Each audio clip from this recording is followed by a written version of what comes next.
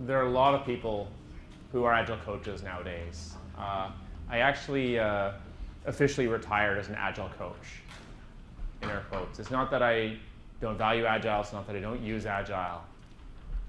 It's just that I spend my time creating organizational environments and cultural systems where Agile can actually work, where DevOps can actually work, where innovation can actually happen.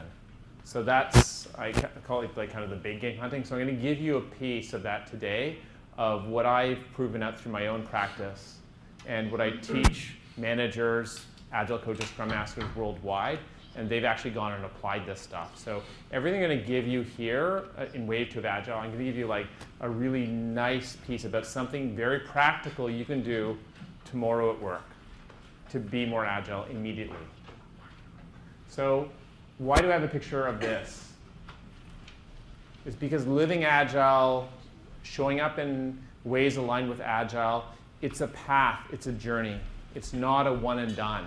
I'm on my path. It's not like, oh yeah, I've reached this Agile nirvana and I'm living and operating in Agile ways. It's that we're all on our journey. No matter whether you're starting your journey or midway through your advancing your journey, we're all on our journeys and learning how to show up in better ways and help other people in much more profound ways. So that's what we're going to go into. So if you know Star Wars Episode 4, it's called A New Hope. What I'm going to give you here is hope. That you're going to see why you can succeed no matter what your culture, no matter what your role, no matter what your initiative. I know this may sound like a tall order, and you'll get to decide at the end whether I've delivered on this. So I'm a CEC, I'm a Cal educator. I've got 20 years IT, 15 years of Agile, 10 years in this place of culture and leadership. So I've been really, really deep in this place, and I have some very profound things to share with you. So this is what I said. I retired as an Agile coach. Pretty much all I do now, whether it's in the Agile space, around helping companies be more innovative, whatever it is, it's really about culture and leadership. So 6 years ago, I wrote this book, An Agile Adoption and Transformation Survival Guide, Working with Organizational Culture. And that was my best understanding from 6 years ago. Since then, I've been learning like crazy. I've been running experiments like crazy. I've been failing here and there, right? I've gotten fired. I've made mistakes. I've pushed too hard to get results, and I've seen the failure of it. So I've been there. I've done that. And what I'm giving you here is a fast path to some of my deepest learnings. What I'm giving you is a little nugget. There's a much deeper thing that I do in the Certified Agile Leadership Training, which is I've done like 40 Cal ones worldwide, 700 leaders. 25 people have completed the Cal 2. We've got another cohort going through now. And worldwide, what we've seen is that the challenges with Agile are actually the same all over the world, right? And what I'm going to give you here is actually very practical things you can apply to make these changes. There are 2 books coming out. This is coming out this summer, Emotional Science, A Key to Unlocking Leadership, which is really about looking at us ourselves and how we're showing up. And we're going to go into some of the elements that tie in with this. I'm currently working on this book, Culture and Leadership Redefined, which is going into everything I've learned over the last 10 years that's very practical for getting culture shift to create a place where Agile can work. So let's dive in. So what's happening with Agile? What's happening with Agile these days? Well, we know Agile is embedded all over the world. And a lot of places considered best practice. This is how we do software, and not just software. This is how we want to run our organizations. We're going to be agile, nimble, flexible, right? And it's become, some people say, maybe a buzzword, or it's crossed the chasm. It's in this, in this trough of disillusionment. Well, let's just check in with you guys. We're going to use this polling app. If you go to this URL, this is a great time to pull out your phone. The trick is not to look at email. That's the trick. If you go to pollev.com/orgs, and people who are joining us via live stream can join as well, pollev.com/orgs. The URL is right up here. If you go to this URL, you can answer this question. The question is, our biggest this is the first question. We're getting the full benefits of Agile at my organization. This is the first question. So we have this poll going. You can respond. You can actually put your answer here for what you're seeing. We're getting the full benefits of Agile at my organization. Right, so we know Agile's embedded all over the world. We know it's in most organizations.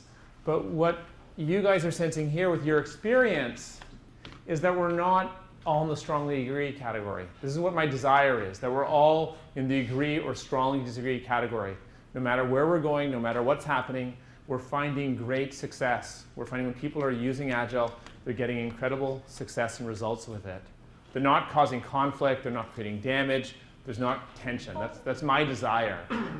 So if you're anywhere here of seeing challenges with Agile or not getting the full benefits, please know you're normal. It's kind of like there should be a warning label. Agile, use with caution, right? So let's check in with what's going on. This next poll, our biggest challenge with Agile are, and you can put an answer in here.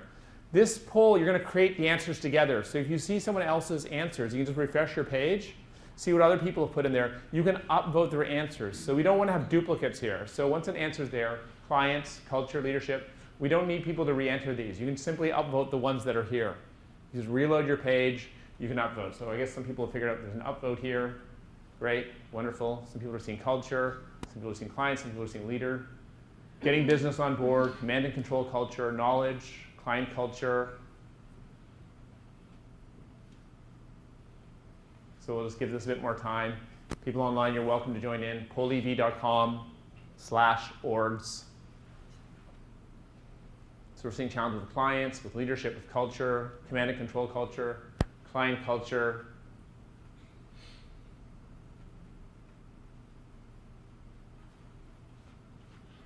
Right? We want to help them, but somehow, they just don't want to be helped, or there's something going wrong there, or there's some sort of culture incompatibility.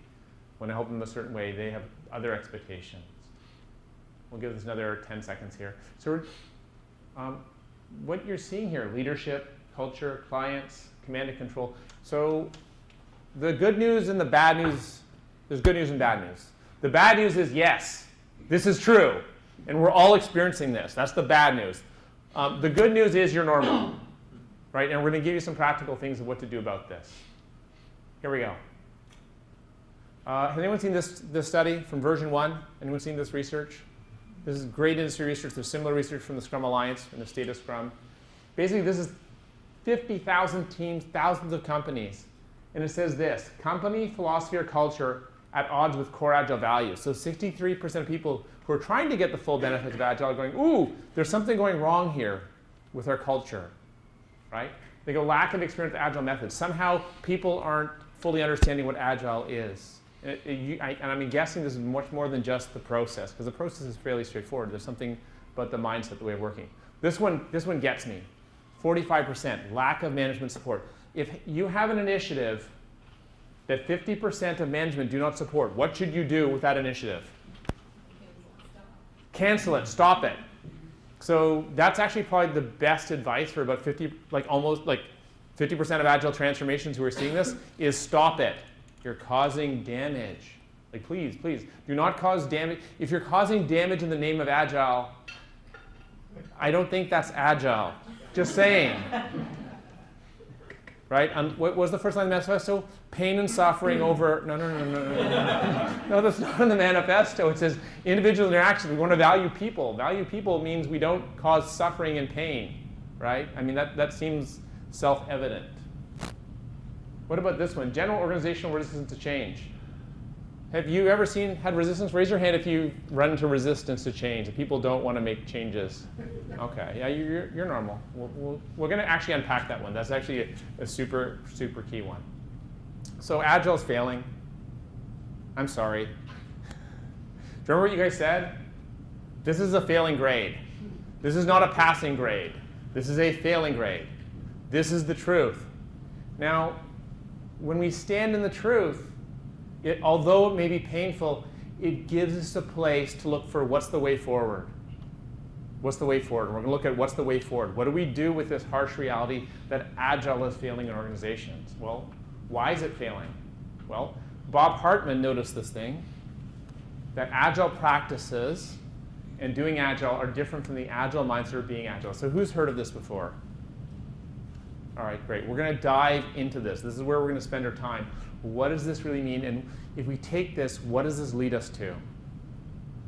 It leads us to wave 2 of Agile.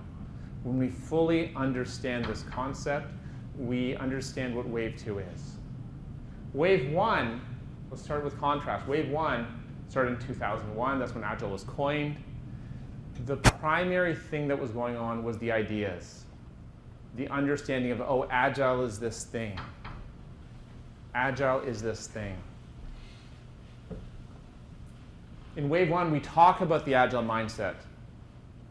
We may teach people collaboration. We talk about collaboration. That's what happens in Wave 1. In Wave 1, we have failed Agile. It's not that Agile has failed. We, as practitioners, as coaches, as managers, as Scrum Masters, we have failed Agile because we haven't understood it. And what I'm getting to here with Wave 2 Agile is how do we understand it in a deeper way to start living Agile so that we actually turn it around and stop creating resistance and start creating success. So how can we succeed? We are stewards of Agile. All of us, if we're practitioners, people are here because taking time in their evening to learn about this stuff. We're stewards of Agile, and it's time to resolve the conflict between doing and being. Success requires doing. Success requires being. We need both of these. We need both of these in a deeply integrated way. Agile itself is the problem, and Agile is also the solution. And we're going to go into exactly how it is both. Albert Einstein says this: no problem can be solved from the same level of consciousness that created it. So we need to shift our consciousness. We need to approach Agile from a different place. If we keep on approaching Agile from business as usual and misunderstanding it from business as usual, which is what's happening in Wave 1, we will not be able to use it to succeed. But Agile itself has the solution within it. Wave 2 of Agile, it's a fundamental shift in how we think about Agile and how we interact with it. Wave 2 of Agile, we can call it Living Agile or fully integrating Being Agile. If we think of Wave 1 as ideas, there are a lot of people in our community, either managers using it, coaches using it, Scrum Masters using it, who are talking about Agile and even teaching Agile, but not living the values fully, not actually operating in an Agile way. For example, I'll take myself, and I can't wander too far, otherwise I'll get in trouble with the film crew. So I'll give an example for myself. A few years ago, I looked at myself and I said, well, am I a really good team player? Am I a really good collaborator? And the answer was no, I'm not. Right? So even though I taught for many years courses on collaboration and taught people collaboration, the truth is I wasn't actually a good collaborator. And Agile is about individuals and collaboration and so on. So that's an example. We're going to go into this in a bit more detail later on. But I just want to give you a flavor of Wave 2 is really about living Agile. It's not about, it's not just about talking about it. It's about how we show up with every single person, with every organization, with every team, working in ways that are aligned with Agile itself. So how did I discover Wave 2? Well, I was failing, and I was unable to get the success I wanted with Agile. My deep dream was to help organizations be very successful, to get incredible results, to create places where people were engaged and could create amazing results. So they'd feel great about coming to work and they'd create amazing products. That was my dream. And what I noticed with client after client, that whether I was dealing with a team lead, a Scrum Master, a manager, a director, a VP, an executive, a CEO, that whatever their level of consciousness, whatever their intrinsic level of connecting with Agile as a way of being, that was the limit for how far Agile could go. That's the limit for how far we could go with performance, with delivery, with getting things done. So I realized, well, for me to succeed, if the leader's the limit, if the leader of every organization, how they value people, the level of trust they create, the level of safety for people around them, if they're the limit, then the only way to help them is to help them grow as leaders. And then I looked at myself and I said, well, am I showing up in the ways that I'm preaching and describing and know will lead to high performance? Am I living Agile? Can I help these leaders because I'm actually doing that myself? And the answer was no. No, Michael. This is what I said to myself. It's like, well, you're a well-intentioned asshole. There is no way you can possibly help these leaders grow. So in that moment, I had a choice. I could give up on my dream of helping organizations, or I could change how I showed up. The reason I'm standing before you is because I decided to change how I'm showing up. This is why I'm teaching managers, coaches all around the world how they can change, how they show up to create success. So let's unpack what that really means. So the epiphany I had is that I'm the problem. Here's some feedback I got in 2011. And you can see how this is not an agile way of working. Valuing results over people, pushing too hard for results, too direct, painfully honest, little tact, too negative. Right? Hopefully none of you are showing up that way, but if any of you are showing up for you, it's a clue that you may not be operating in an agile way. Right? And a lot of us have these maybe not so healthy habits we picked up in our lives that are preventing us from being as successful as we like to be, that are actually taking us away from living agile and working in a way that really values people, really values collaboration, that builds safety, builds trust. So what exactly is Wave 2? Well, the agile mindset and success starts with us. It's the doing and the being. Mahatma Gandhi says, be the change that you want to see in the world. That's what we're talking about with the individual. So instead of this almost obsessive focus we have in the agile community with teams, what I'd like to do is invite you to look at the individual perspective, which we're looking at now, and look at the organizational perspective and how we go about change. So as individuals, it actually starts with us. We can't ask anyone to do something that we're not doing. I'll tell you a story from Mahatma Gandhi. I'll tell you a story. Mahatma Gandhi helped liberate, through nonviolence, India from the British. Right? It's a huge, huge accomplishment, huge clarity in his being to accomplish this. And people from all over India came to ask him for advice with these unsolvable problems. And one mother in some rural village, she had a challenge. Her 11-year-old boy would eat too much sugar. And she tried everything she could. She went to the doctors, the psychologist, the priest. Nothing would work.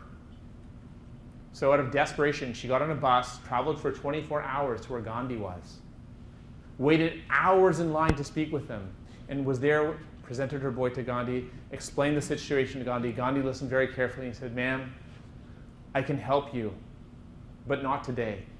Please come back in 1 month. And the mother was so excited, and so she traveled on the bus back for 24 hours, waited the month, traveled 24 hours again, came back to see Gandhi, waited in line for hours, and then when she started to explain to Gandhi the whole situation all over, and he goes, no, ma'am, I remember who you are. And Gandhi looks at the boy and says, boy, stop eating sugar. And the mother was shocked, and then she looked at her boy and she knew the words had gone in. The words somehow had landed in the system, and there was a change in his being. She had her mother's intuition. And first she was overjoyed. She'd been struggling for so long with this problem, and she now had the solution. And then she said, wait a minute. I've had to travel. I've waited a month. Like, I've gone through all this stuff. And then she started to shout on Gandhi. She says, why did you have to wait so long? Why didn't you say this a month ago? And Gandhi said, oh, ma'am, I'm so sorry. But a month ago, I was still eating sugar.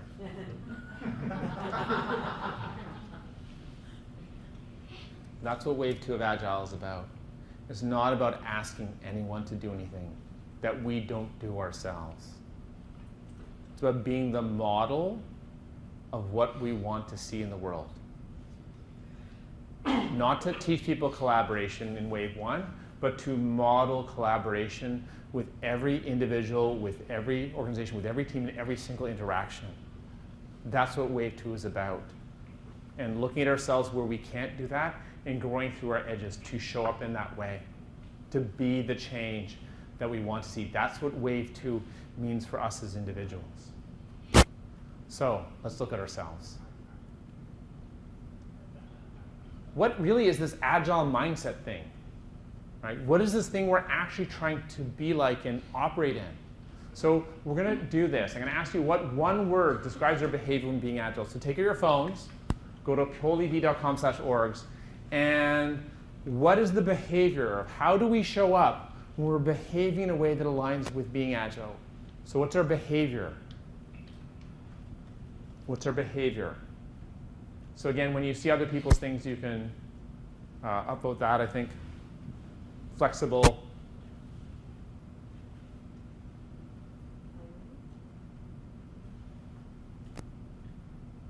Respectful. Listening. Change. Teachable. What's our behavior? Openness. Responsive. Open. Brave. Collaboration. Mindful. listening, openness, respectful, human, adaptable, brave, owning, inspirational, authentic. Let's read us some of these words. Thank you. So we're seeing here trust, open, flexible, respectful, responsive, teachable. So something about us being teachable, about us being open to others. Something very human showing up here. So this is, if you think about, well, oftentimes you say, well, what is this elusive mindset? Here in DC, we just created our own definition of what does it mean from a behavioral perspective to be working and living in the Agile mindset. This is what being Agile is, what living Agile is. Flexible, open, teachable, responsive for our behavior. So this is how we can look at ourselves and say, well, am I showing up this way? Where are the places where I don't show up this way? Let's keep on going here. How important is this being agile, these words we have here for individuals? How important are these words for high performance? How important are these words for high performance? Because it's about getting results, about creating success. So we're seeing answers from helpful to critical.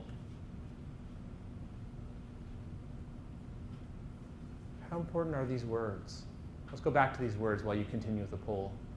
How helpful are these words for when people show up in this way? How helpful are these words when people show up in this way for high performance?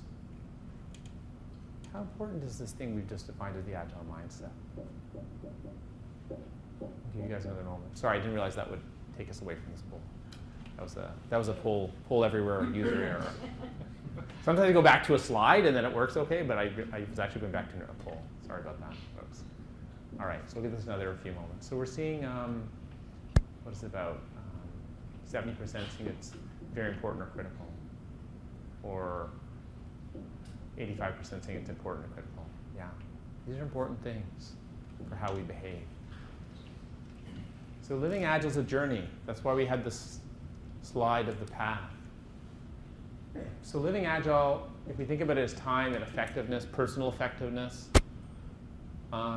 it's really important to have a role model, a sense of what's our aspiration, what kind of a person do we want to show up as, what kind of a leader do we want to show up as, how do we want to be as a human being with other people we're around. So this is my journey. I'm going to tell you about my journey. So that's been a critical part for me. But who are the leaders who inspire me? One thing that I discovered, and I never thought I could meditate, I was actually on this epic quest for self-kindness, and I was running these experiments because there's no real, I was made it like a gamification thing. So I was making up how do I actually get to self-kindness. That was my game, my epic quest. So that's why I was doing lots of random experiments saying, let me try this crazy thing, let me try this crazy thing.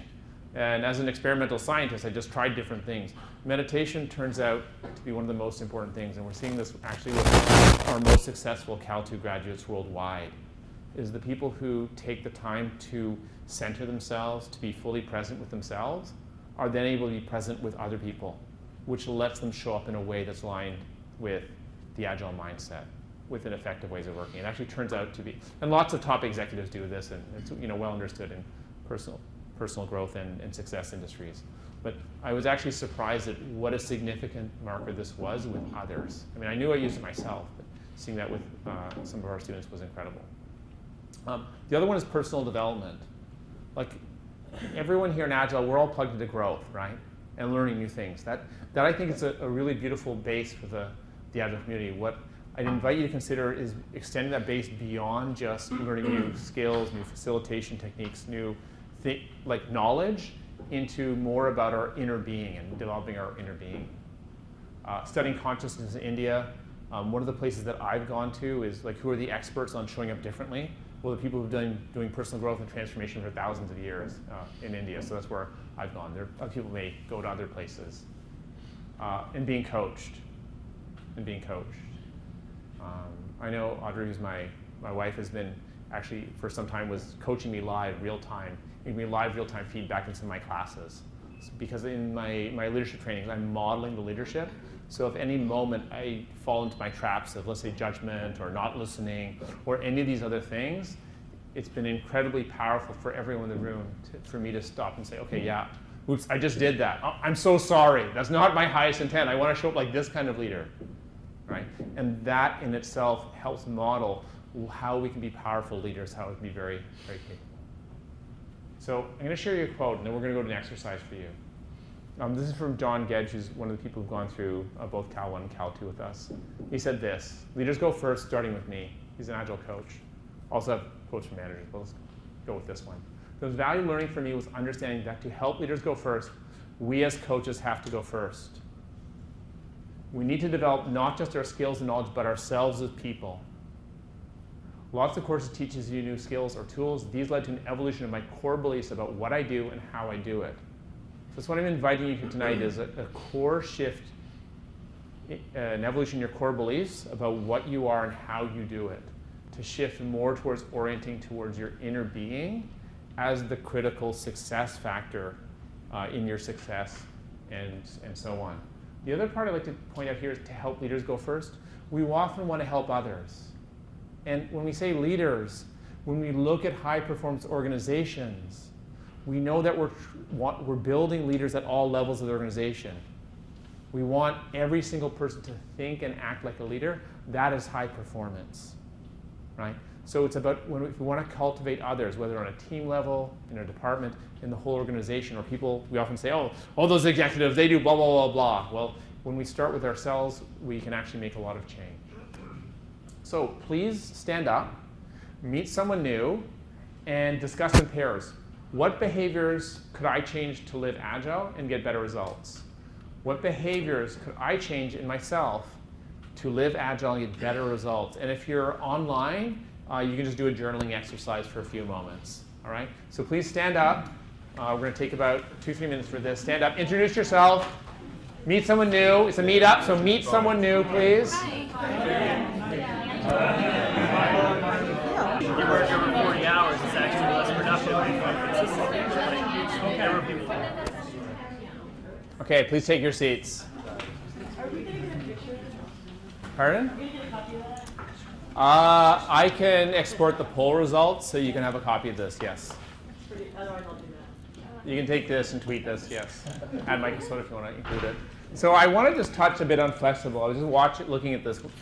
And it turns out there's actually a line in the Agile Manifesto that talks about being flexible. What is that line?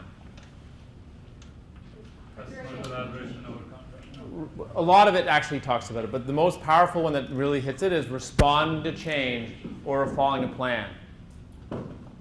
Just take a minute. Think about when you've had a plan for meeting someone and they didn't show up.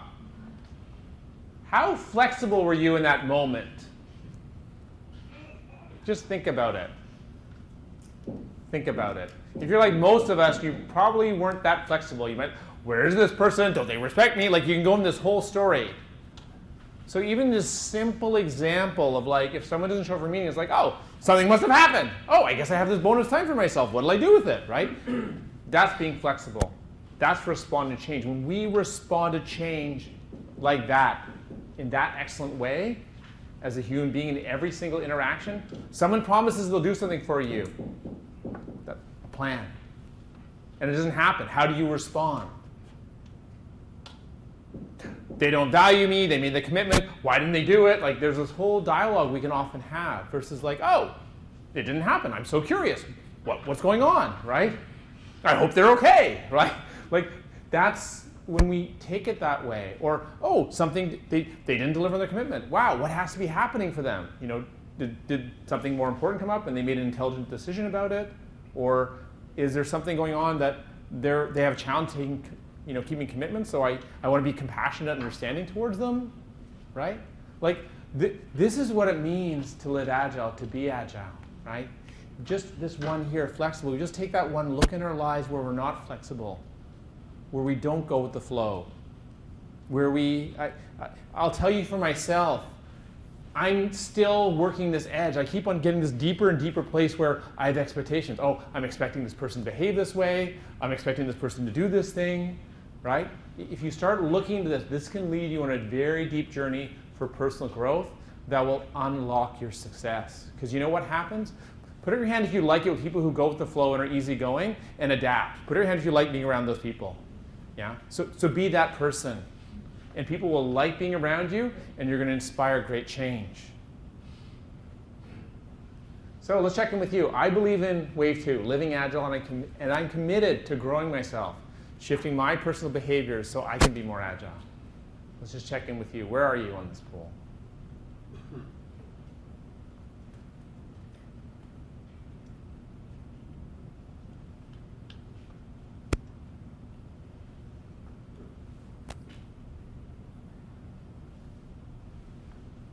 Oh, I'm so excited. So that's job one. Get people signed up for the mission. Okay, great. Now we're going to actually get into some practical tools of how do I actually put that into practice to live this way to affect change around me. We've been looking at the individual perspective, that we increase our influence, our power, our ability to help others when we look after ourselves first, right? Who's been on an airplane before? Right? They say there's an airplane, put the oxygen mask on yourself first before helping another, right? As leaders of organizations, as coaches, as scrum masters, we want to look after ourselves first and then help the other people, right? This is just common sense. So wonderful that you're interested in this journey. So now we'll go to organizational. What does Wave 2 look like from an organizational perspective? Let's start with this. Now, everything you're going to put here, I've done before probably, right? We're asking, to reflect, where have you caused damage with Agile in the name of Agile? Or it doesn't have to use Agile, it can be in the name of Lean, DevOps, innovation, customer experience programs, et cetera. I mean, the patterns are the same. So similarly, this is a kind of upvote poll. So push too hard. I've done that. I did this repeatedly. And my results matched that. It didn't work out so well. Didn't listen. Yeah, me too. Too much change. Yeah. Because I want to go fast, so I try to make everyone else go fast, and then creates problems. Forcing. Done. Force progress. Shaming non-agilists. Me too. Any Agile evangelists, recovering Agile evangelists out there? Yeah. Push too hard. Following the process too strictly. Done that. Wanted something that wasn't happening. Saying you're doing Agile the wrong way. I've done this. You guys are really good. How do you look in the book of my life? Have you guys been following me or something? I've done all these things.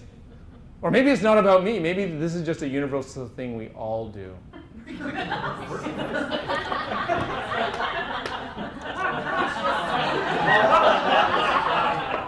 Hey, let's go back to the values for a minute.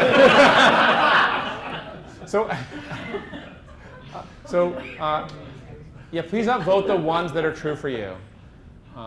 So I don't think there's actually anything intrinsically wrong with SAFE.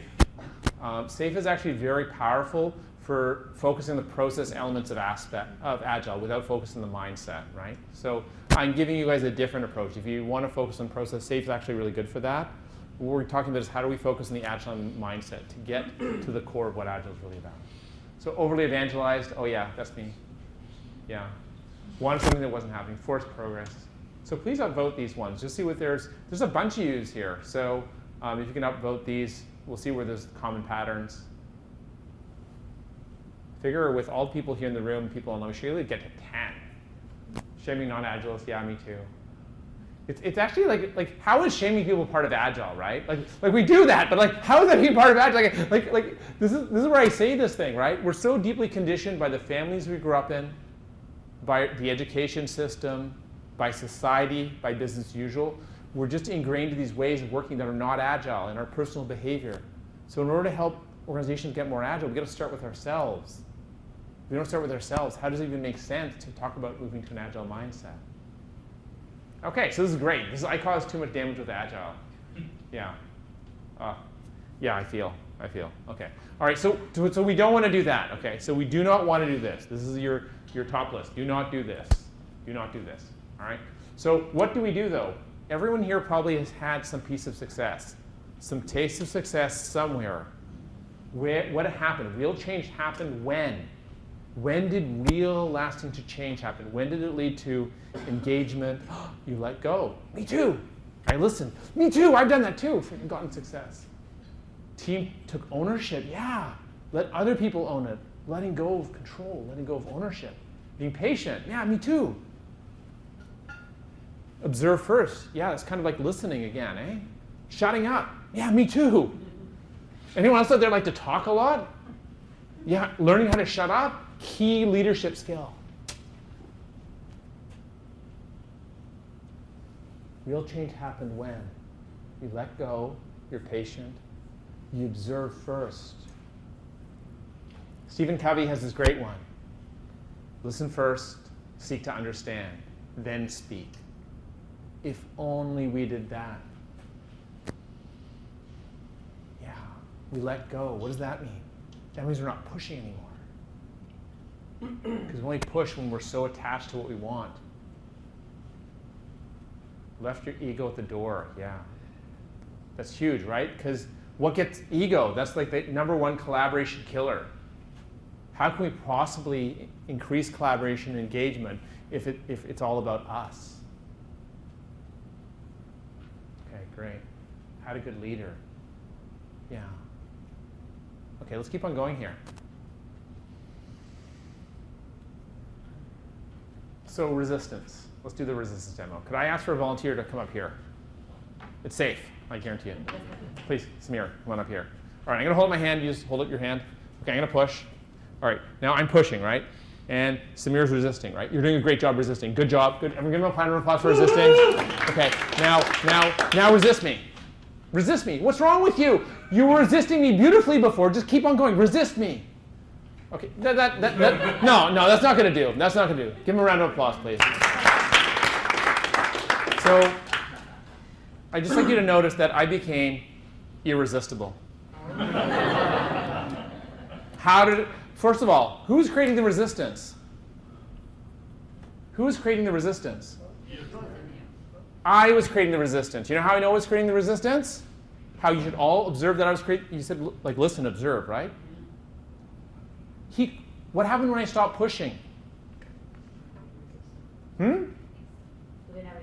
He couldn't resist. He was unable to resist. So I changed what I did, and the resistance vanished. That means I was creating the resistance. So just think, if you're experiencing any resistance with a person, with a team, with leadership, with anyone around you, who's creating the resistance? You are. Good news. This is good news, right? Well, it feels like bad news because it's like, oh, I'm the problem, right? But think about it. Think about it. If you're the problem, you are also the solution. You're the problem, and you're the solution.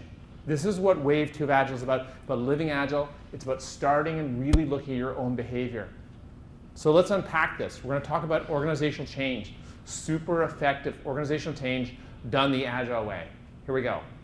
There's the red list. This is what creates resistance. Then there's the Agile list, the green list, that is in line with the Agile mindset, the Agile way of working. Push.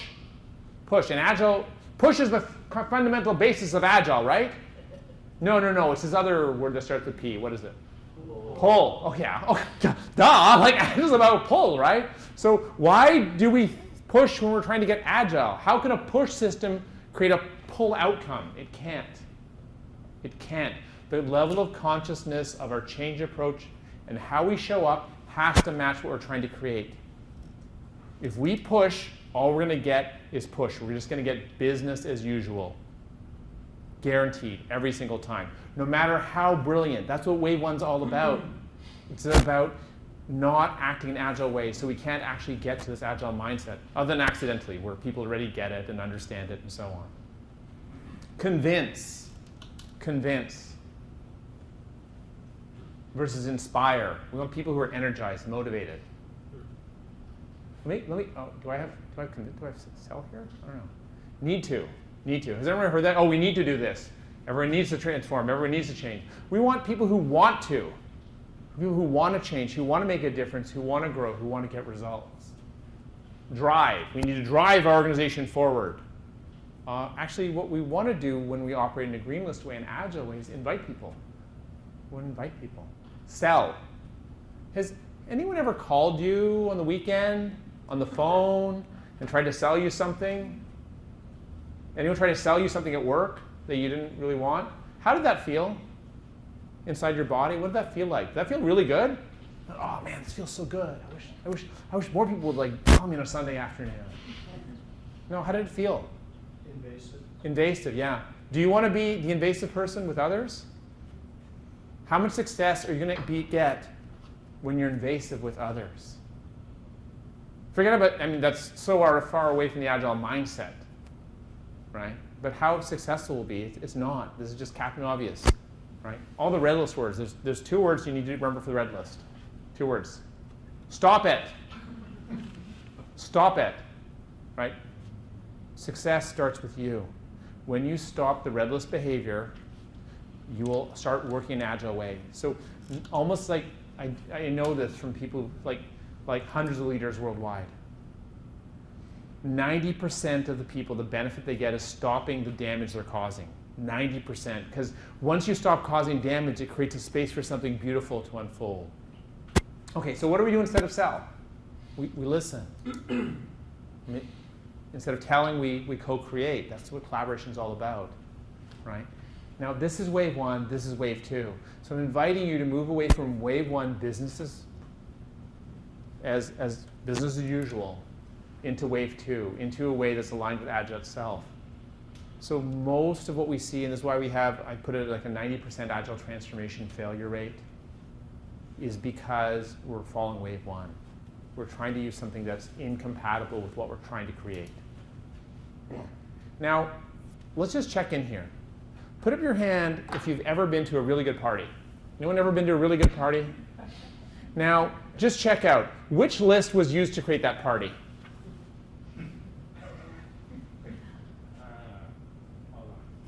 Which list was used to create that party? Right? Everyone knows that it was created using the green list, right? Using the Agile way. We invited people, we got them excited, right? This is more like the company party where you had to go and it's like this command performance and right? It's not that much fun. People are drinking early to just get numb out to get through it, right? Here's the thing. Everybody knows this. We know how to make a good party in our personal lives. But what happens when we walk into the door into our workplaces? We take the forget pill, right? And suddenly we go back to business as usual. So what I'm inviting you to do is to take the remember pill right now and just remember, how am I showing up? What am I going to show up as to get results? How do I actually apply the Agile mindset, the Agile way of working, so that I can get results with everyone around me? Now, you guys had this word. Remember this word from the mindset? Patience. Where do you need patience? For the red list or the green list? The green list, yeah. When we don't have patience, we go to the red list, and then we create all sorts of damage around us, right? But we do it right away. It feels like really good. I don't have to wait. So you can create failure really fast using the red list. You don't have to wait. You can do this immediately. Immediate success in creating failure, right? Or you can be patient and cultivate patience in your being and invite people and focus on people who really want to be there, who really get it, who are really engaged and really motivated. And that is what Agile is about. That's what the Agile mindset is about. So please stand up, discuss in pairs.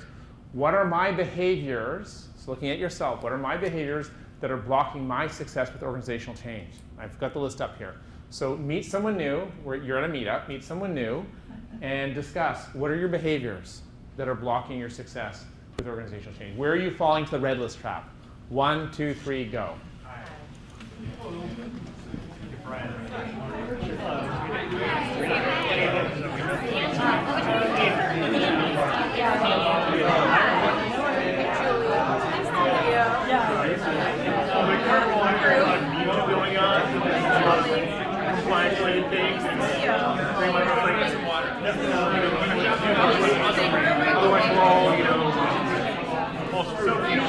I don't know how to work around that if we want to. I want you to get the point. We don't all do our jobs. And somehow that doesn't resonate the same way.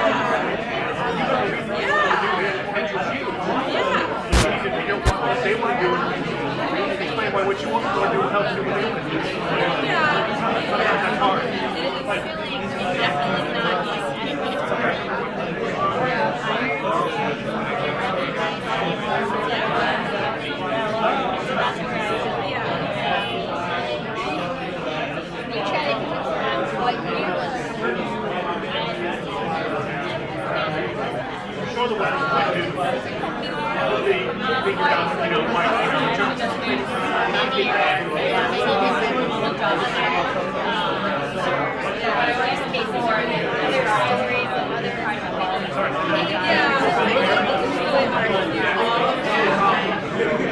If I guess it is back and see everything in certain ways. it's something like selling it. Selling it, I think it's hard to just, it's not natural. It's not like, to me, people are not a natural problem. So I think it's easy problem. Trying to fix it because right? And so it's like hard to like let them fix it in the way that they want to. So I'm actually in IT, so I'm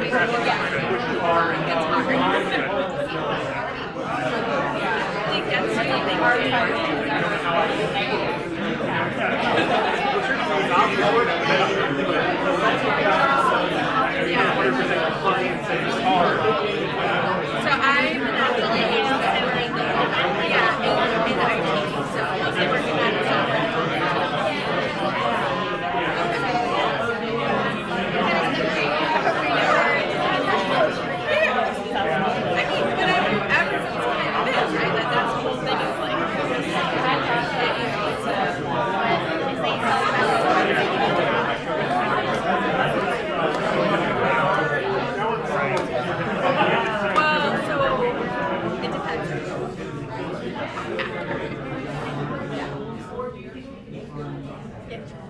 Yeah, I forgot.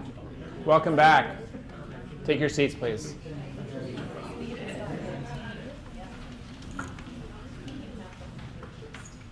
Okay. I'm so curious where we're going next. Actually, I have no idea. Let's find out. So how can we change our behavior? Oh, this is where we're going. So good. Okay. All right. How can we actually change our behavior? So far, we've talked about taking off the agile blinders on team, how to make the team successful. We started looking at ourselves as individuals. How am I showing up? How am I living the agile mindset? And then we started looking at how we're approaching other people and organizations and whether we're falling into the red list, the green list. And so we looked at the organizational view, we looked at the individual view. And both of those are about our behaviors, about things that we're doing where we're not showing up the way we want to show up to get the results and the outcomes we want. So I don't want to leave you here in this place of like, oh, I got these behaviors, I need to change them and know where to go. So we're going to actually give you a really fast download of a key behavioral change practice that you can use. Here we go. It's the 4A's Conscious Leadership Model. This is something I created that's a mix of Western and Eastern wisdom traditions to get rapid shifts in behavior. Viktor Frankl says this: between stimulus and response, there's a space. In that space is our power to choose our response. In our response lies our growth and our freedom. We, as human beings, all have the ability and the potential to rewire our brains, to shift away from our patterns of behavior that we perhaps are doing most of our lives. We have that capability if we choose to put the energy and the effort into it. I asked you earlier the question of how committed am I to Wave 2 of Agile, to shifting behaviors, and everyone said they were in. So this is how you apply this information. Now, before I go into it, I'd like you to reflect. How many minutes or seconds per day do you spend on looking at your behavior and changing your behavior? Not about others, not about learning skills, not about reading a book, but on changing your behavior so that you show up the way you want to show up for others. Just reflect. How many seconds or minutes per day? What if you spent half an hour a day on this, knowing that it's going to lead to you showing up the way you want to show up? It'll help you stop causing damage. What if you committed 30 minutes to yourself each day, whether it's part of your work, as personally what you want to do for yourself, to really live the Agile mindset, to really look at your behavior so you can show up differently? What if? What would your life be like? Would your life be like, your personal life, your professional life, in 6 months if you just put in half an hour a day? on such an important thing, your mind, your behaviors, how you're showing up. Just imagine what if. Okay, let's go into the model now. The model is really simple. Stand in the truth. Stand in the truth of your behaviors and the results that they create, the damage the behaviors cause, how they prevent you from getting results, and you'll grow. It turns out that this isn't enough guidance. That's where the 4As come in. The 4As give us the concrete step-by-step guidance. Now, the biggest challenge we have as human beings is how does it feel to stand in the truth of how we're showing up in these unhelpful behaviors? How does that feel? Uncomfortable. A little bit uncomfortable or a lot uncomfortable? Yeah, usually it's like pretty uncomfortable, right? We have this thing called an ego. It doesn't like it when it looks at the things that we do. Even though we didn't, like I never chose to, let's say, interrupt people. I never chose to be judgmental. Like, nowhere in my life did I sign up for this stuff, right? But I just kind of ended up this way. We're not responsible for the eddies and currents that life took us through to get us where we are. What we are responsible is what we choose to do now that we're here. And taking responsibility means standing in the truth and looking at how we're showing up and taking action, investing time and energy to shift these behaviors. Right? Now, what I invite you to do, yes? No, I was just talking, I think in part it depends on the environment you're in. Yes.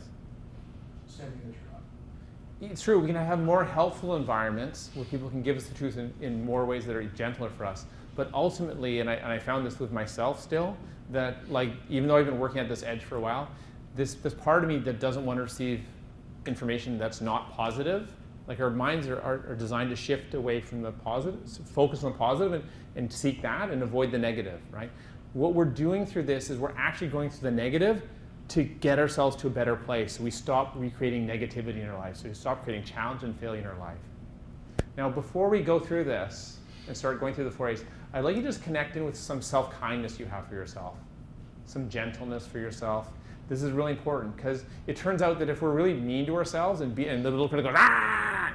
Like it turns out we're not going to grow very fast. So just see if you can just connect in with some gentleness. Maybe you've been gentle to another human being, a pet, any sort of gentleness you can connect with, compassion for others. Just see if you can bring a little bit of that to yourself as we start to go through the 4As. So here we go. The first A is awareness. This is the starting place. We need to be aware of our behavior that we're doing. So awareness is the very first step. Without being aware of our behavior, we cannot grow. So awareness is the very first step. And it turns out through this session, you may have come up with some awareness of some things you're doing from an individual, from an organizational perspective, that are some behaviors that may be limiting your success. So you may have some awareness. But you can ask other people around you to help you with your awareness. I make this joke. Does anyone have kids? Anyone have kids? If you ask them, hey, what am I doing that's preventing me from showing up like a great mom or dad? They'll tell you. It'll be the happiest day of their life. They'll gladly tell you, right? And if we really want to grow as a leader, they're great sources of leadership growth. I've done this myself. I know it. The next one is acceptance.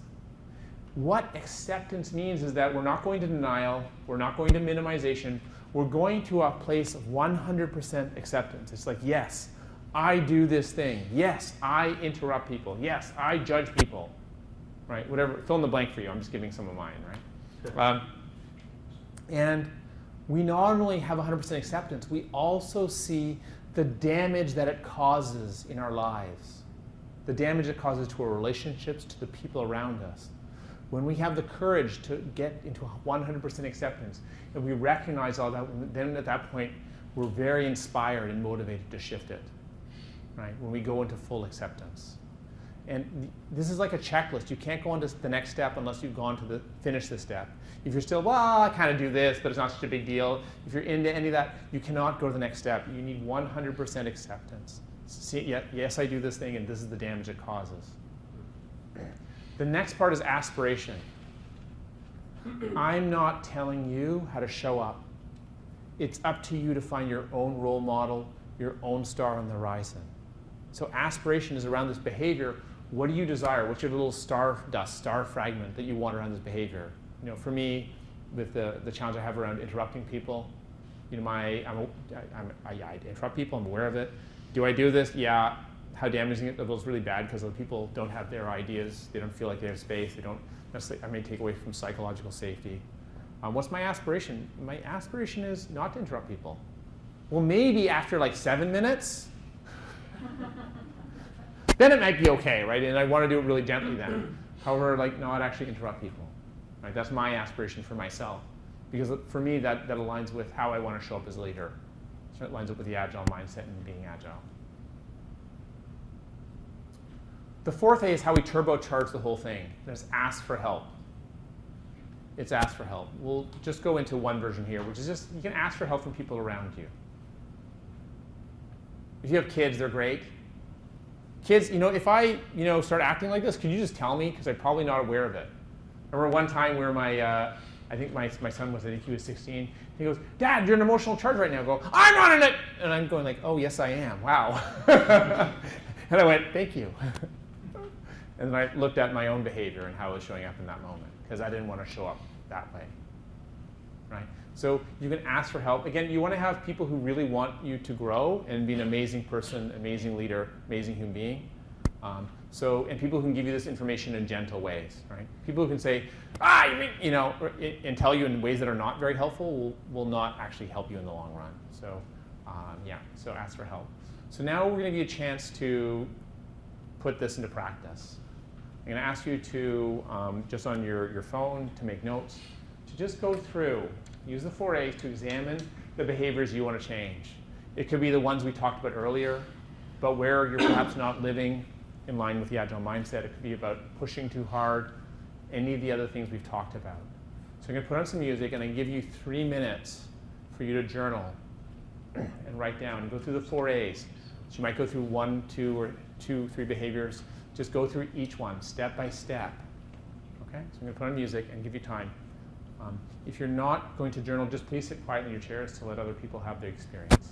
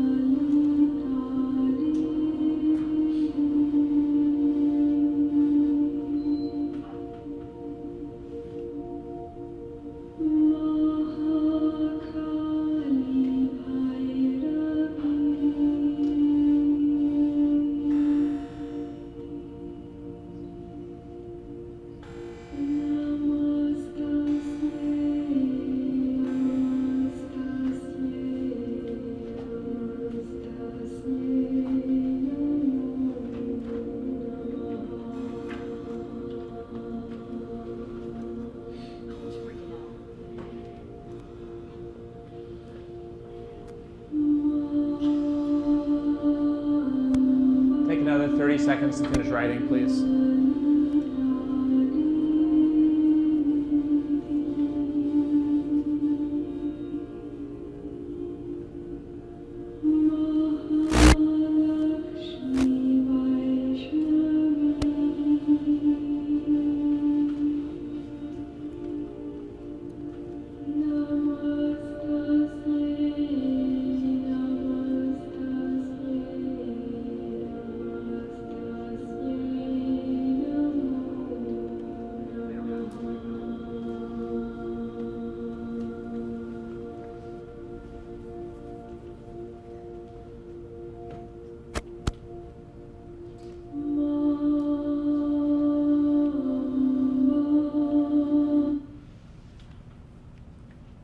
We'll do one more piece here.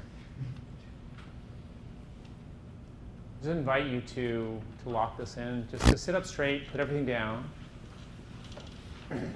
Close your eyes. This is optional. This is an invitation. So I'm going to say it, but it's an invitation. Just to make it really clear, you don't have to do this. Everyone's an adult to make their own decisions. But I invite you to sit up straight, close your eyes, and just notice your breathing. And take some deep breaths. This is how to activate your parasympathetic nervous system, to calm yourself down, to put you in a more resourceful state. Just take some deep breaths. And I'd like you to imagine a day in the future where you're living the Agile mindset. The day where you've shifted through your behavioral edges, where you're now showing up more as the person, the leader, the team member that you want to be. And just imagine that day, how you're interacting with people, how it feels different, how you're much more successful,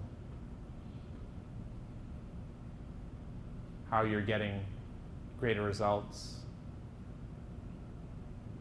recognition. And notice how good it feels on that day in the future with that success.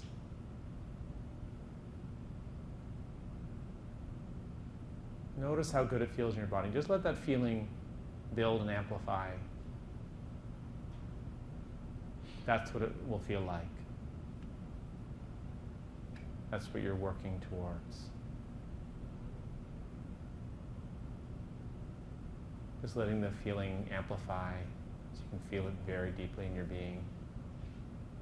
And then bookmark this place. Bookmark this place in your mind, the feeling of it. So this is what awaits me.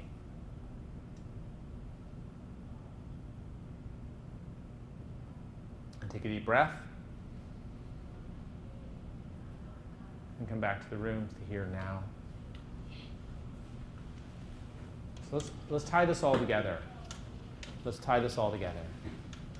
Agile is the problem. Agile itself is the solution when we look deep into what Agile really is. You are the problem, and you are the solution. So once we get over the shock of this, it's actually incredibly good news. Anyone know who Linda Rising is? Patterns of Fearless Change? I was at a conference, a Scrum gathering in Minneapolis in April, and I said, "Well, what have you learned since your book?" Because I read the book and I taught people the model. I said, "What have you learned since that time?" She goes, "Well, you can't actually change anyone else. You can only change yourself." That's the secret. That's what we've been talking about. No problem can be solved from the same level of consciousness that created. We need a fundamental rethink of how we're approaching Agile to avoid falling in the trap. This is the fundamental rethink.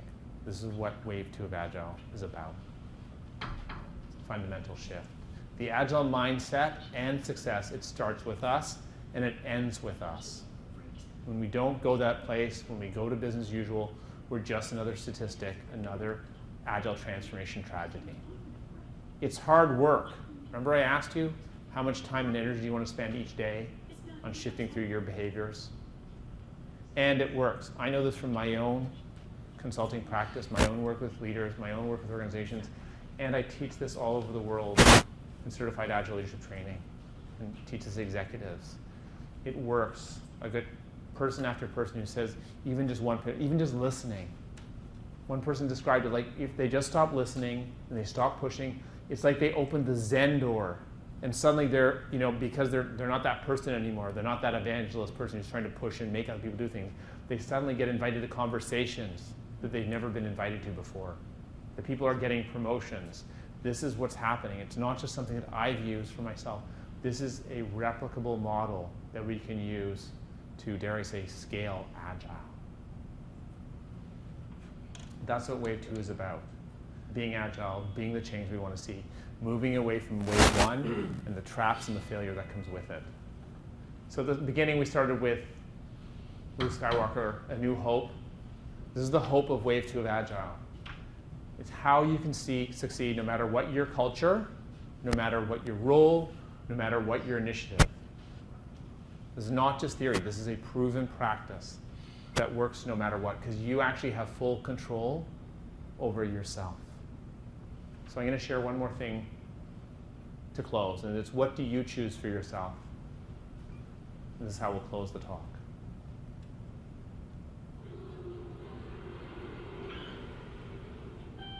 Life boils down to a series of choices. Before long, the choices you make and the ones you don't become you. But which you?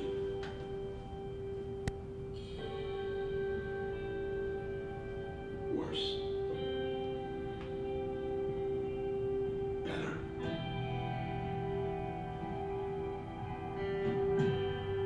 Someone you can't even recognize?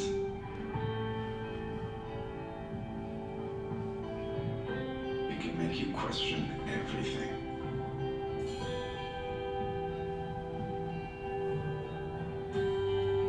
Whether you're strong enough, good enough.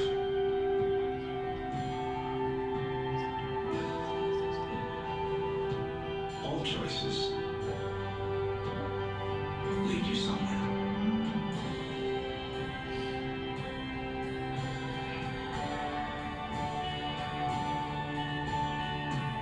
Bold choices take you where you're supposed to be.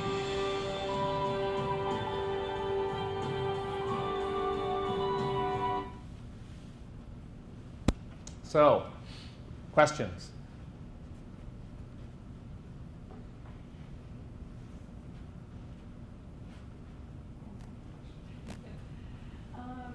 Thank you. This was excellent. How long did this transformation take you? You referred to, I used to, I did this and that. And then there was apparently this epiphany, and then this journey, transformational journey. So how long, and I know you say you're not done, but. That's a great question. From the moment that I had that realization, I actually don't know the exact date. I think it's about 5 years, 6 years. Okay. What I can say this, whether we're talking about individual change or organizational change, the only successful transformations that I know of, I'm going to give you the secret of transformation here, personal and organizational. I'll give you guys a secret. Number one, it's organic. There's no the path. Number two, it takes strong desire. You have to want it. And you have to keep on putting the energy. It's like a flywheel. You push, and it goes really slowly. And you push, and you keep on pushing. And after a while, people go, oh my gosh, look at, it's going so fast. How did you do that? It's because you keep on pushing. Even when it's hard, even when it's challenging, you keep on putting the effort in. That's what I said. If you put in 30 minutes a day, in 6 months, you will see extraordinary results beyond any other thing that you could possibly do, like in terms of training and so on. If you just look at your behaviors and use the 4 A's to shift. So that's, for me, it's like this practice, it's a commitment, right? And I actually add the word courage in here. It takes courage to do this, and it takes commitment. So when we do this, and this is what we see whether it's organizational transformation or personal transformation, it's not a one and done. It's not a sprint. It's not a race. It's not something you do because you have an urgent need to change. It's a marathon. And in a marathon, you've heard about marathon runners, they keep on going and going and going because that's what they choose for themselves. It's a choice. You're welcome. I would recommend not using the word push to wrap this word. Thank you. Learning opportunity. I just want to say thank you. It was brilliant. Throughout your presentation, I'm thinking of this project I'm working on for the DC public school system to help transform the schools there, so we can build this culture of it's learning and interest in academics and just fulfillment. And I run into a lot of roadblocks here and there, right? And I'm starting to think, yeah, I've been pushing and pushing and all those things that were in the red that seemed so right. And, to some extent, they got some success. Yeah. But in the last few months or so, I'm really getting some success. It's because a few people have come along for the ride, and they have those attributes on the right, and they're sort of making that magic happen. So it was nice to put theory and the practice just to see it work. So thank you. You're welcome. That sounds amazing what you're doing there. Yeah, good. What other questions do you have? Question I have is, do you still believe that wave one of Agile serves as a foundation for new Agile leader, and we gradually transform them to wave two, or you just want the new Agile leader to get started with wave two of Agile? So the question is around, do we start with the doing or the being? Wave one is much more focused on the doing. Wave two is essentially highlighting the importance of the being. I am super clear on this. If you had to choose one, which would you choose? You'd choose the being. The being is where the value comes from. When we're in that being, we can pick whatever practices doing will make sense for us. But without the being, the doing can get misunderstood. The reason we start with doing is because it's so easy. It's so easy to try to change external process. Why the being? The being starts with us. The being starts with invitation. The being starts with people choosing to grow. Like the trick is, how do you build a learning culture? How do you build a teal organization? Well, you just start. As any individual, we can just start doing that and start with ourselves and inspire and invite others. So for me, we can use the structures, we can use the tactical things, the tools, and there's some that are really good, some are more helpful, some are less helpful, to give us a lens to look at ourselves, to look at our conscience, look at our behaviors. That's why if you have a group of people who are super passionate, we're in a Scrum user group, right? If you have people who are super passionate, super excited about learning and growing, working through their edges, Scrum is amazing because it's going to help show them what they're doing and give them a mirror to show them what's happening, right? In that case, people can use that structure, Scrum, that the understandings of Scrum, to support the learning, support the growth. But it has to be there first. The desire has to be there first. The beingness, the willingness to grow has to be there first. Then you can use it for success. So for me, this is why I spend my time with culture and leadership. It's about how do we create a place where when we know this, when we have a supportive, healthy organizational environment and culture, we can just introduce Agile and it just works. We know that. We've got lots of case studies that look like that. But what about everyone else? Well, that's where my whole world is focused. How do we help everyone else create a supportive organizational environment and culture so that when we can introduce Agile, DevOps, innovation, it just works, right? So I feel like what we're talking about here is putting the horse in front of the cart. You know, for like 15 years of Agile or whatever, maybe 2001, do the math, okay? Whatever number of years those are, we've been kind of doing it in wave one like a lot backwards, of starting with the practices, the process, hoping that will lead to change, hoping that starting with teams will lead to organizational change. And what we've discovered is it can sometimes, if that environment's already Agile friendly already, but mostly they're gaps, and mostly there's some level of challenge. And what we're talking about is how to overcome that challenge. No matter how agile-friendly your environment is, how to up the notch and up the game from just talking about agile as that are practices to really what agile is about, the mindset, the way of being, the deeper implications of the Agile Manifesto itself. Yes? That's maybe too lengthy of a question, but when damage has already been done in an organization, and the word agile is a very, very bad word, how do you start to create that culture? Right. That's a great question. So the question is, imagine we've already started with Agile, we've already caused damage, what do we do now? Right? So number one is you say sorry. Remember all the stuff I caused damage with Agile? You go and you talk to every single person you caused damage with, and you say, I'm so sorry. I did this and this and this. I'm so sorry. That's not how I want to show up. I want to show up like this. Please forgive me. That'll start to repair a whole bunch of relationships, and then suddenly you have a lot of people who are ready to talk to you now, number one. Is take it personally and really go and rebuild those connections where you've caused damage, the people, the teams, etc. That's number one. Take responsibility for what's happened in the past. Number two, what was the question again? This is such a good question. Oh, yeah. How do you recover? Yeah, well, okay, let's just check in here. Let's just check. Bonus item. Put up your hand. So I'm going to give you a choice. I'm going to ask you to raise your hand for just one of these. Agile is a means, or Agile is the end? Agile is the goal. So is Agile a means to the end, or is Agile the end itself? Put up your hand if you believe that Agile is the goal. Put up your hand if you believe Agile is the goal. Agile is what we're trying to accomplish in our organization. Clarifying question? Yes. Agile as wave 1 or Agile wave 2? Either. Either. Okay, put up your hand if Agile is a means to the end. Put up your hand if you believe Agile is, there you go. So this is the problem, is we think Agile is the goal, and we pursue Agile initiatives. Agile initiatives themselves are extremely damaging. I'll repeat this. Agile initiatives themselves are extremely damaging. If you have an Agile initiative, DevOps initiative, it's not helpful. What we want to do is back up and say, well, what does this organization want for itself? Oh, the organization wants this. Okay, great. Can Agile help with that? Yeah. Can DevOps help with that? Yeah. Can design thinking help with that? Yeah. Right? And we use these things to help with the organization goals. But it's never about doing Agile or being Agile. It's about helping the organization create what it wants to create for itself.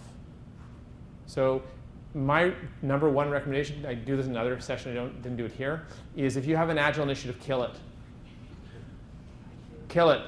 Or change the big A Agile to little a Agile, right? So that it stops being about Agile, stops being about lean, stops being about DevOps, stops being about innovation, and it comes back to listening to people. Remember listen? You guys had listen up there for the Agile mindset, how we behave. When we listen, when we observe, when we help the system get what it wants, we can actually help systems. Then you say, oh, you want to accomplish this? Oh, I've got a couple of ideas. There's this one, there's this one. Does any sound like they'd be useful for you? Oh, this one. Okay, great. There's no mention of the word Agile. One of the most successful transformation stories I know, it wasn't a transformation program. People just looked every day, how do we get better? And of course, the shop had a horrible reputation with Agile, so the Agile word was banned. Like you would get fired if you used the A word, right? You could not use it. So, but guess what? After 2 years without using the A word, they were one of the most agile organizations in the world because they just focused on how do we get better every day. And it stopped being about Agile, it just became about how do we succeed as a team, as a company, and so on. So yeah, so the A word will take you to the bottom of the ocean very fast. It's a number, well, actually, I'll give you guys bonus items. So two top tips, won't go into the details. Number one, drop Agile. Number two, drop transformation. So if you're an Agile transformation program, you're doubly doomed, right? So, because neither of those words help. Okay, all right. So yes. So, how do you measure Agile effectiveness? I mean, I'm asking that question because if I join a new job and then I know they're not following Agile, and how do I mean, I cannot point out. I have to go with the flow. I have to getting everybody on the same page and right. telling them, hey, you're not following Agile, I'll be fired. But how do you measure that effectiveness? Right. So, I mean, how do you know? Is your goal keeping your job, or is your goal helping a team with Agile effectiveness, or what is the goal? I help orient me. I risked many times, so I'll lose one more time. Right. So, What's the goal, though? To learn. The goal is to learn and being able to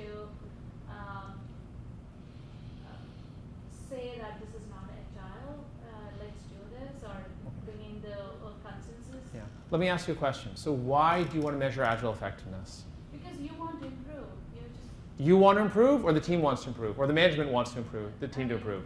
Bring Which you are we culture of talking? change and, No, but which you? Is it you personally? Is it the team wants it, or the management system wants it? Which you? Tell me which you are we talking about here. I need to understand. organization. The organization, the manager wants the team to improve.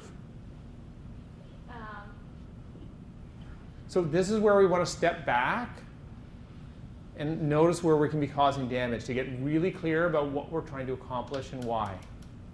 Oh, we want to measure Agile effectiveness of this team. Okay, well, who wants this?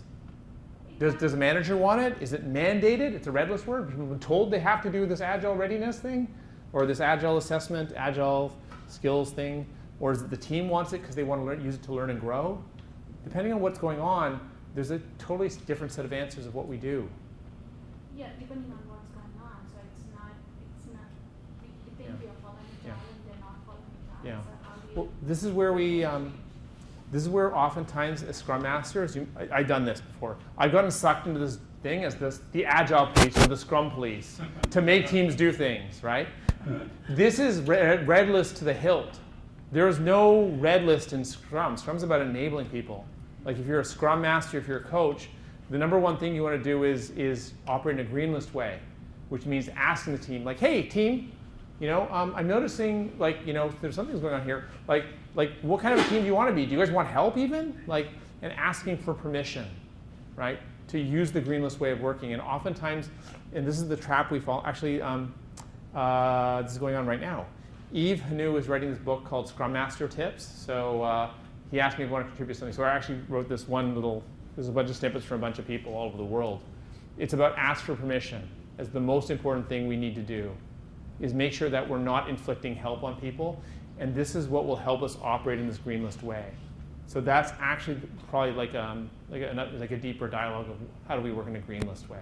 But ask for permission is the safety trick here to say, whether we're working as a leader, an organizational system, a team, say, hey, do you want my help and how can I help you? What if they don't know? What if they don't know? Yeah, the Dunning-Kruger effect. Okay, how can you ask somebody if they need help? They don't even know what a high-performance team looks like. Well, it's really simple. It's really simple. You want to hear the trick? Here, let's say I'm working with a team, works with organizations too. You say, hey, everyone write on a sticky note. Could be a leadership team, could be a Scrum team. You say, hey, everyone write on a sticky note, 1 to 10, an integer number from 1 to 10. How well are we functioning right now as a Scrum team, as a leadership team? Everyone writes on sticky notes. We can do it with pull everywhere, a secret ballot, or grab the sticky notes in a bag, build a histogram. Say, oh, you guys are about a 6 out of 10. Okay, some people think it's higher, some people think it's lower. No, but you just ask them. It doesn't matter how they know. You just ask them. You say, hey, how are you guys doing as a team? Everybody knows.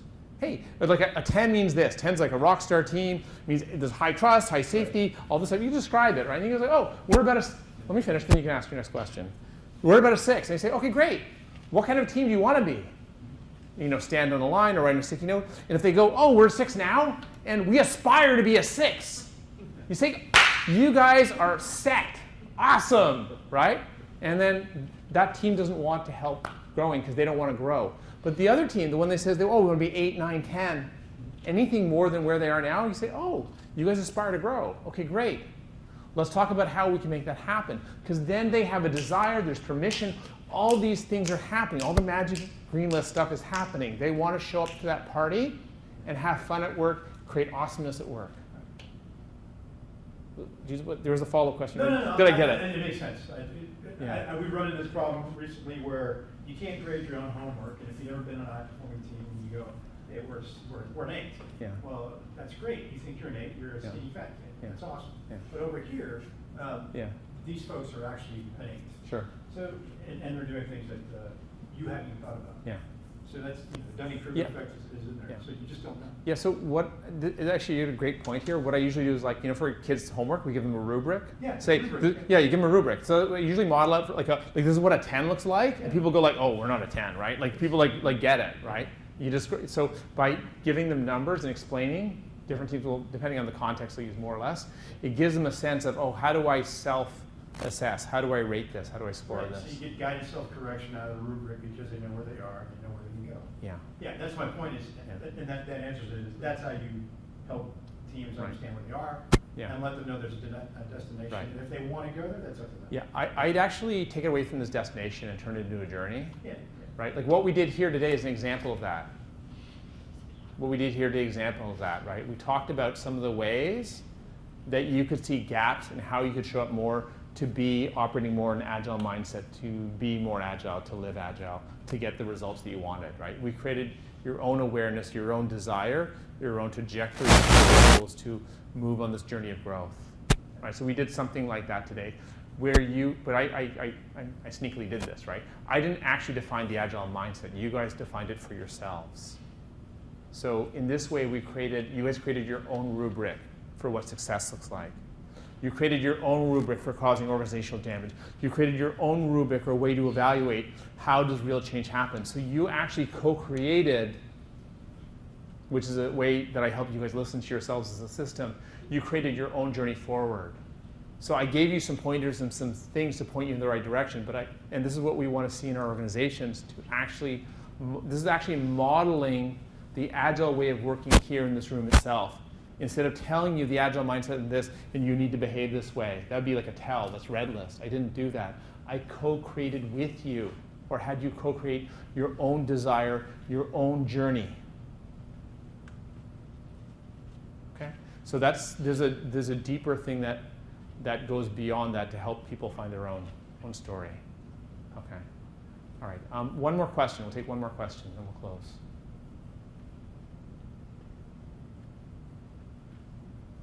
Thank you so much, everyone. It's been a pleasure having you here. I appreciate all the questions, appreciate all the involvement and activities. Let's give everyone a big round of applause.